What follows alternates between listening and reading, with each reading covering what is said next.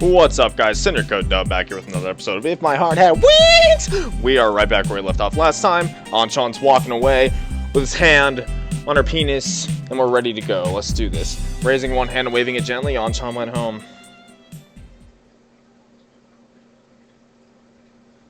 All of a sudden, meteors started raining from the sky. Oh, we're finally back to this one place. This is where, like, we first saw Katori, like, coming out of the market or whatever.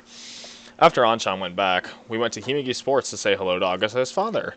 Then, I stayed for a while, enjoying some tea and cakes, and it soon became evening. As I walked along the street to the dormitory, I still felt like I didn't want to go back just yet. I might go for a little stroll. Just taking a nice little walk. Oh, this is a new place. It's changed a lot around here, too. This is a really nice place. I wish the neighborhood I lived in looked like this. Before, there was only an embankment here. We used to play here a lot, catching koi and crucian carp, but now it had a promenade and had been made into a walking course. Well, this was just right for taking a stroll. I walked slowly while gazing quietly at the lake, dyed by the setting sun. My hometown had changed a lot in 5 years, but the important things hadn't changed at all. Finding something new is a good thing, Oi. Finding something. As I speak quietly to myself, I look at the view on the other bank. The windmills standing in the gentle slope face the wind and slowly turn. Even so, the chef's ramen was really tasty. Next time I'll try the dipping noodles. Completely irrelevant to what we've been thinking about this entire time. Dipping noodles. Huh? Who the fuck are you? Hotaru. Or, I think so. No, this is a different girl, I think. A little further away, someone was there. It was a petite girl. She ran her hand along the fence, and like me, she was gazing at women hole on the opposite bank. Oh, this is probably that one chick that was buying the meat. Someone was there? I didn't think anyone was there, so I was talking to myself, but it seems that she heard me. Huh, you're that... Duh. The mood about her was a little different, so I didn't realize right away, but no doubt about it, it's the girl who was in the supermarket yesterday. The girl who bought a lot of 2,980 yen per 100 grams meat to make curry. Was the curry nice? Smooth. That was a smooth start. How do you know about that? Don't you remember? Yesterday in the supermarket, I harassed you for not buying the right meat and made you feel extremely uncomfortable? Don't you remember that? Oh. That might have not been me. Oh, you know what? There are achievements for this game. And there are like 2 achievements that like go together. I'm pretty sure this girl's like a twin sister or something. Huh? What on earth is she talking about?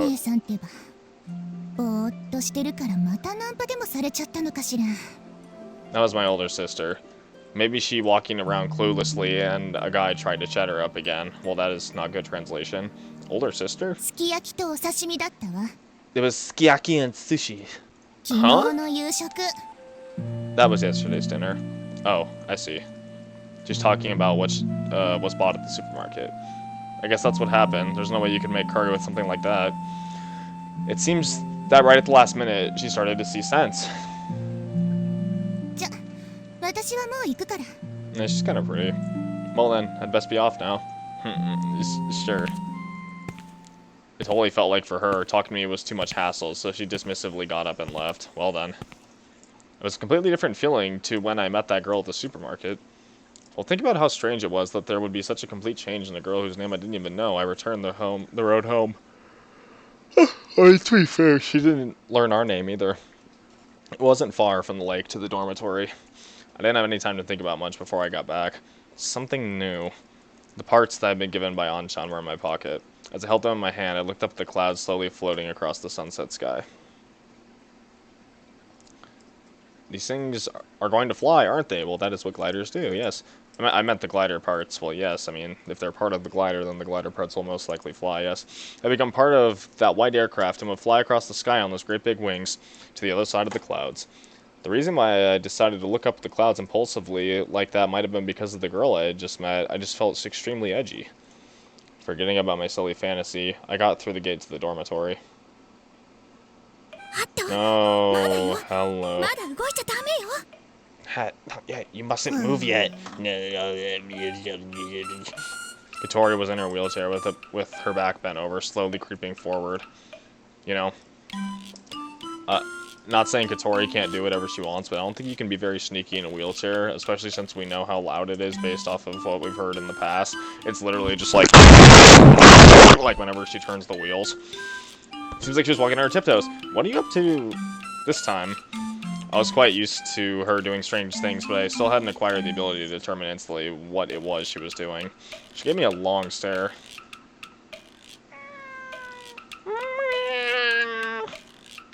There it was, laying across the stone steps, licking and grooming itself. A kitty. That's a duck. Then on the other side, Hat was waiting. Are you trying to pincer attack? It didn't really look like that, though. However, if they did, they might be able to... No, Hat! Go, Hat! Interrupting my thoughts, Katori gave the signal.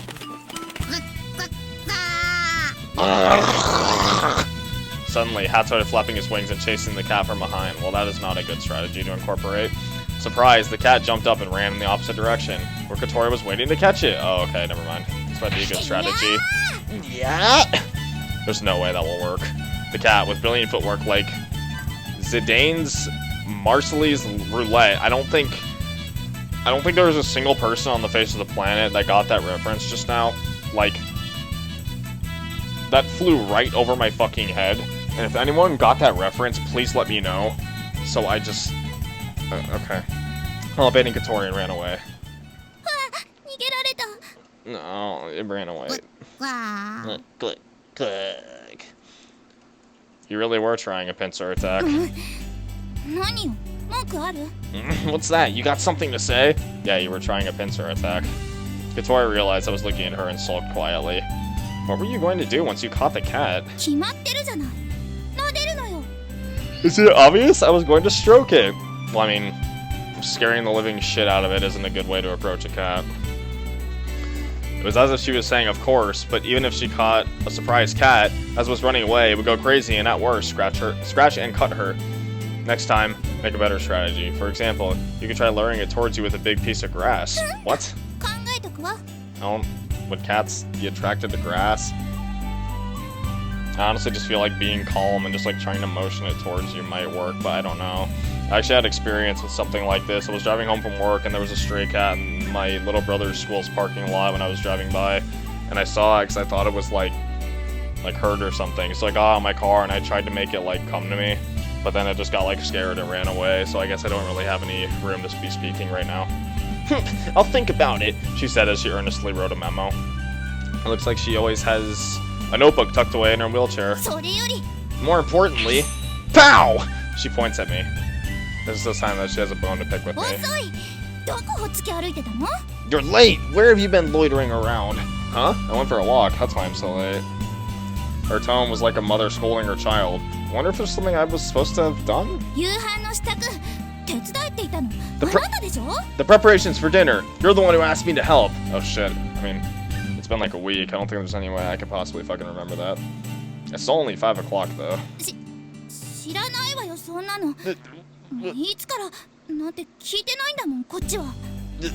Whatever, you didn't even tell me when we would start. Sorry. If I start at about 6, I usually get it done in time. Really? Well, we'll do that from tomorrow, she said as she wrote another note. Do you mean that you were waiting for me? Yeah, she definitely was. She must have gotten bored, which is why she decided to catch the cat.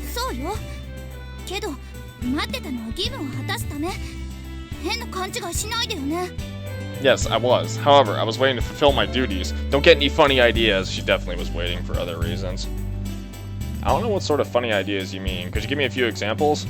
I'll try teasing her a little. Yeah, that'll totally grind her gears. Oh, it actually worked. You can figure that out for yourself.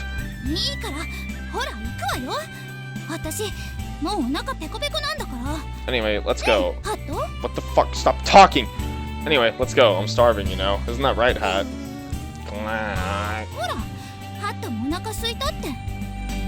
See? Hat says he's hungry too. Grammatical error. Okay, well then, it's still a little early, but shall we get started? Say, what are we having today? Mapo eggplants and egg soup. Is that tasty? Beats me, Katori. I don't know what the fuck that is. Yeah, it's great. It's my specialty. You know, based on Katori's opinion of us, I don't really think saying that some things are specialty will really make her think much of it. Oh, she seems to be alright with it, though. He says it's tasty. When are we gonna cook Cat? As we go through the dormitory door, I realized that my feelings of uneasiness had vanished at some point. She tried to do a pincer attack with a duck to catch a cat, didn't she? I remember this. I started to chuckle to myself, and I realized that when she's with me, I feel strangely calm, and things start to feel weird again. We're starting to get the feels for Katori.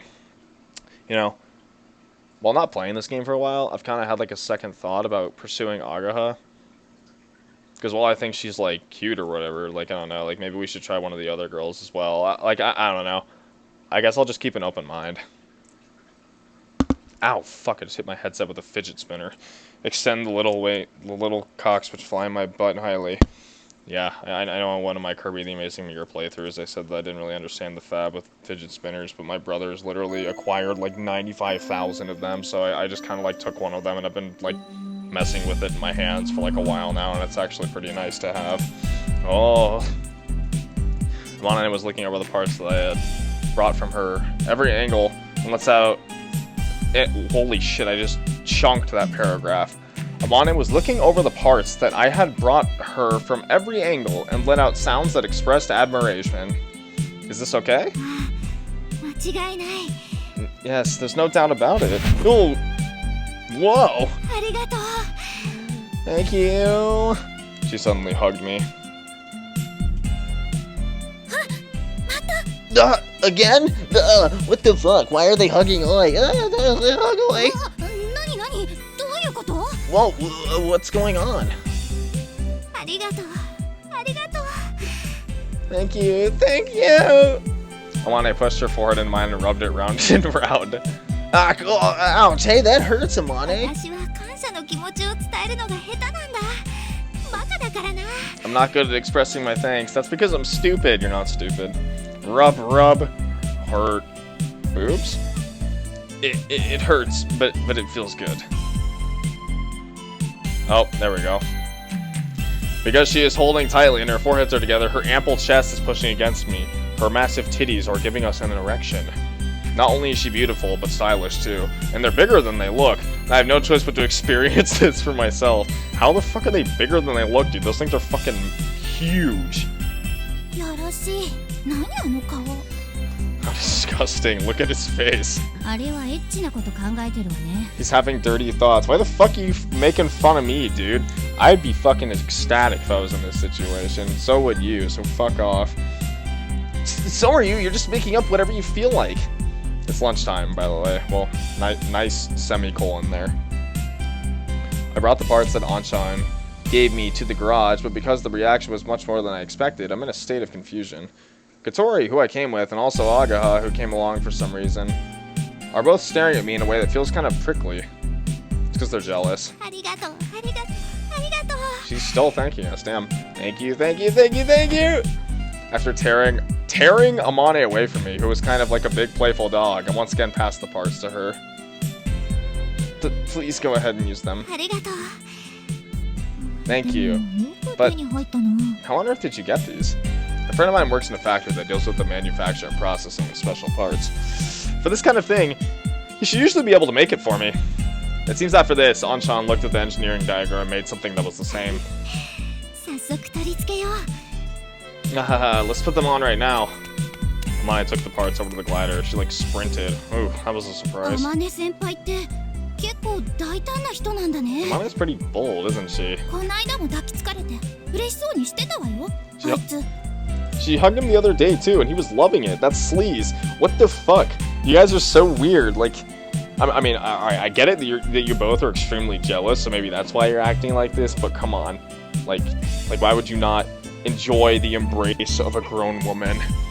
You would enjoy the same thing if you were like fucking like let's take Anshan for example. If you had the hots for him and that freaking hunk of cheese wrapped his arms around you, you'd be all like blushy and you'd be like, ah! I'm not gonna sit off to the side and be like, fucking disgusting.